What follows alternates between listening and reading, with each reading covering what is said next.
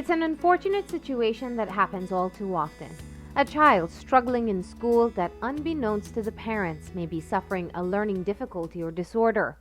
For this reason, clinical psychologist Deshane Gutierrez urges parents to pay attention to their child's progress in school. It's important that parents, one, are cognizant of their child learning style, knowing what are their strengths and what are their weaknesses. Assess where your child really is. You know, what is the child struggling with? Is it just a particular topic? Is it a subject?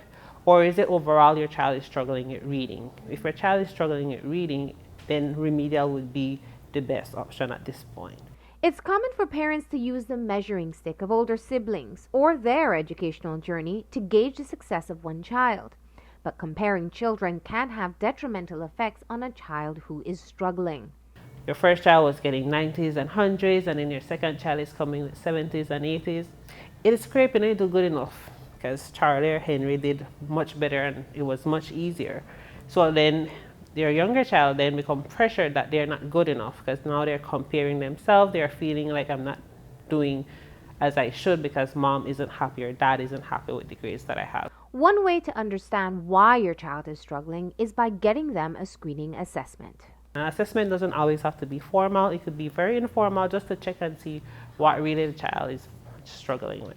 A child could be assessed for prerequisite for a learning disability for as young as 4 years old. So as young as 4 years old, their early reading skills will help to determine if they will develop into a learning disability or having reading challenges. So if you're noticing when the child is reaching preschool, the child is having difficulty with rhymes, difficulty with the songs, then those are already indication, okay, is this, while some children learn differently, some faster than others, you still want to keep a relationship with the preschool teacher to see what they are seeing within the child within the classroom setting already as young as 4 years old.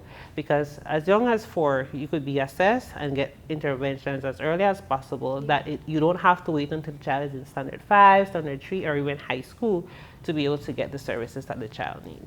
Learning difficulties and disorders prevents a child from learning and using a skill effectively. Common learning disorders affect a child's abilities to read, write, express themselves, do math, or their nonverbal skills.